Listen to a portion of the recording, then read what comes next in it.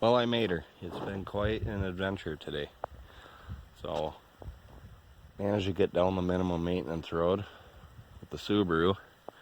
And then we got to the driveway. And it is about 1.5 feet deep of snow yet. So, April 2nd.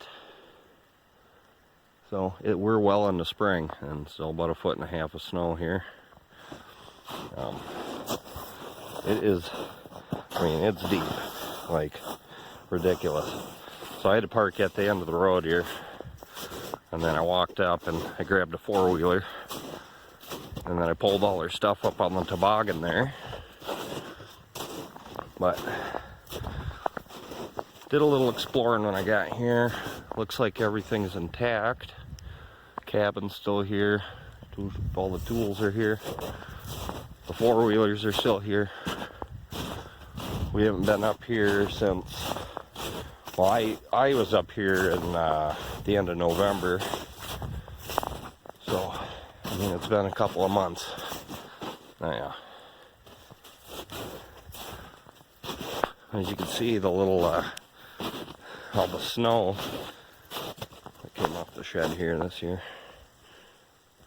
And it's actually starting to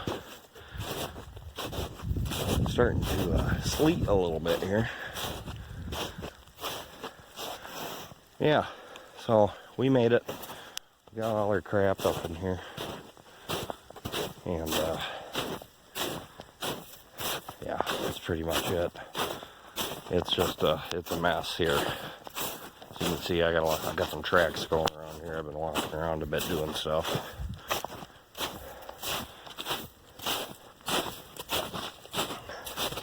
And I got got this dugout, a fire going, so I can actually sit and relax a little bit here. Get a little trail up to the cabin, but we'll probably walk around here in a little bit. All right, let's do a little tour of the cabin here. Come inside. It's a cozy little thing. Got all the trail maps of the forest. It's a little kitchenette kind of thing. A little storage. Back here's the den. Got a little bed made back here. We got the buddy heater so we don't freeze to death. It's not bad. And then the only other thing in here, it's kind of a tiny little thing. So we got the loft up here. We'll take a peek up here. Nobody's been up here yet this year, so it's probably just a little storage room at this point. But this is a bedroom up here too. Here's a bed. Stuff wrapped up in tarps so it don't get eaten. A little more storage. Oh, we got the firearms down there. Can't show that on YouTube. Another little cot there. But yeah, that's pretty much it. It's just a little cabin. And this actually isn't ours. This is family's, but this is 18 acres of land. At some point in the future, we will be building our own. And quite honestly, this isn't too bad of a design. It's cozy but functional. So, there we go. And that's it. That's the cabin. Gotta head down to the car to go get the old lady's slippers so she can have some comfy shoes up here. So, we'll see if we can make it down the driveway again.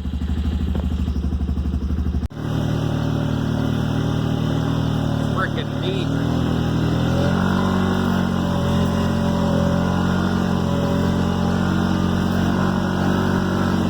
No way the Subaru is gonna make it.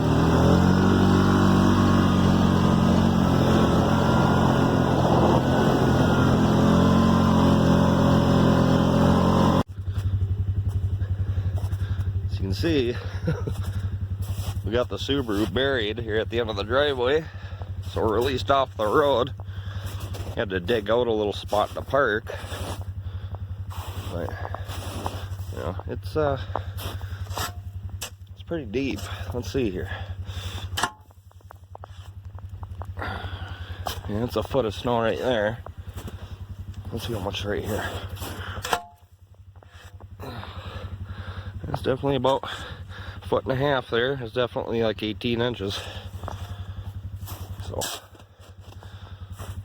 I'll grab the shoes and we'll head on back. Just buried up there, tits. Went for a little walk. Here's the road the cabin's on. All the woods on the right hand side of the road, that's Minnesota. All the woods on the left hand side of the road, that's all Wisconsin. Right on the state line right now. And we're just kind of walking up the road around the property. And there's a nice white pine tree, but down here is the crown jewel. Probably the tallest tree in the immediate area. There it is. That's a beautiful big white pine tree. You don't see a lot of those anymore because they were all cut down 100 years ago. They love these trees because there's not a lot of knots in them and they grow nice and tall. And back in the late 1800s, stuff like that, these trees made really good mass for giant ships. So just thought I'd share that little bit of info. That's pretty interesting to me anyways. Let's go get a closer look. There she is, boys and girls. Look at that absolute beauty. Perfectly straight. I can see why they wanted to use these to make ship masts. Another thing a lot of people don't know about these white pine trees compared to the Norway pine, or the red pine as other people call it. But these trees are the preferred trees for eagles to nest in. And they're also the preferred trees that black bears like to leave their cubs in because the bark is real strong on them. Cubs can climb these real easy without falling. They're just really good trees. And when they cut them all down, I don't think they realized how much of an impact it caused. What was that? Just on the other side of the road. This is all public property I'm on. I found this bog with a bunch of dead standing timber. That's pretty dang cool. I don't know, it just looks really cool. I'm sure the camera doesn't do it justice, but very cool. And there's a nice little fir tree back there. Pretty cool. So we already walked this yesterday looking for tracks, and we're walking it again, and we found wolf tracks. So these didn't come through here yesterday. This must have came through last night. Let's see if we can find this one. Oh, it's pretty good shape. This snow is kind of hard, so it's not leaving really clear prints, but they're clearly, especially in this one, I can tell it's a wolf track. So that's pretty cool. That's only maybe about 100 yards away from the cabin. Cabin's that direction. So that's a cool find for the day. A big rock. Aspen stand. A lot of grouse back in here. More fir trees. And then down there is a tamarack swamp. We're kind of up on the ridge right now.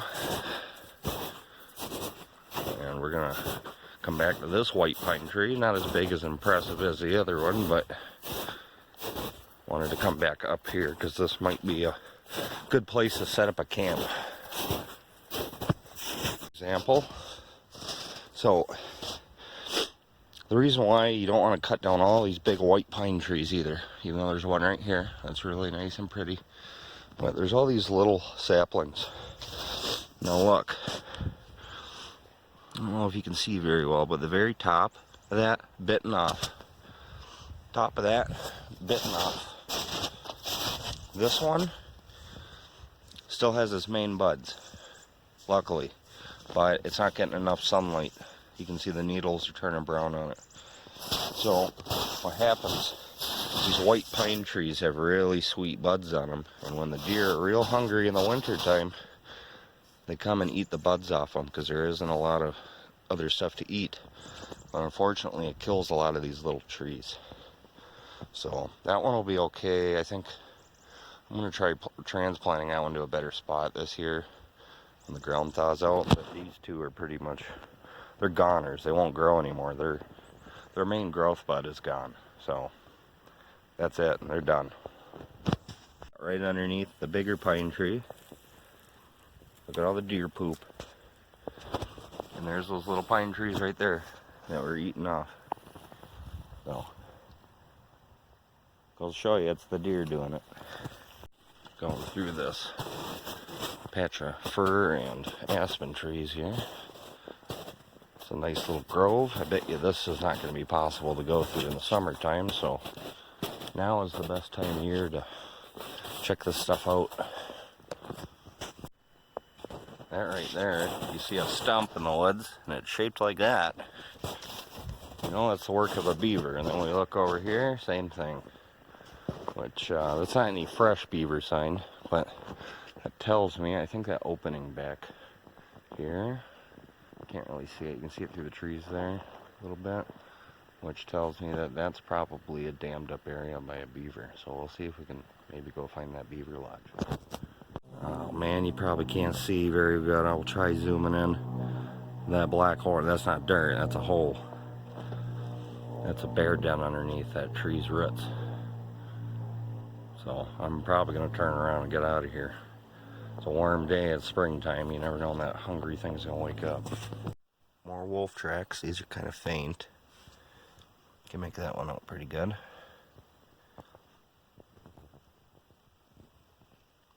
Lots of bear and wolf sign. Well, it's the morning, we're leaving here. Got kind of stuff gathered up. We go out the front door.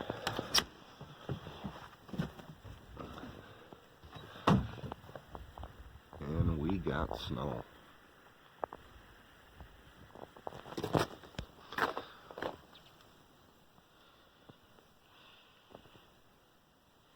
I mean, not a ton of it. About 2 inches of snow on top of the 2 feet, so in the grand scheme of things, not that much snow. But I'm gonna start, oh boy. I'm gonna focus here. I'm gonna start loading up the toboggan here. Start hauling it to the car.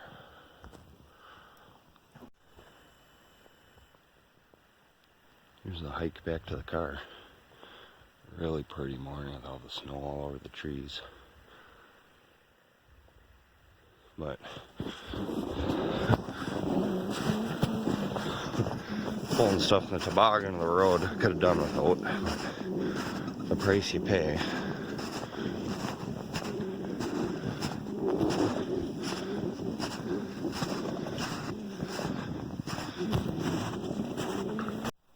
Look at that. Came down to the outhouse here.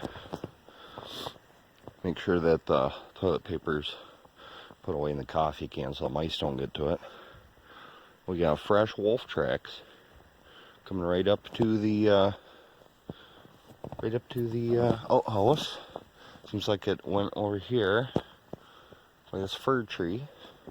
Did a little figure eight, a little circle, and then headed back out again. So that's pretty freaking cool. I mean, they're coming up pretty dang close. So,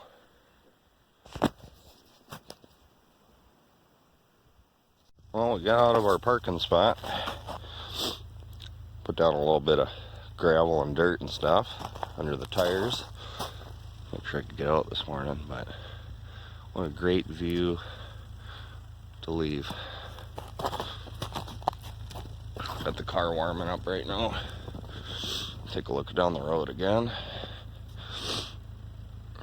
Yeah, that was all melted and cleared. But yeah, so now it's time to get out of here. Thanks for joining me. All right, we're on our way out.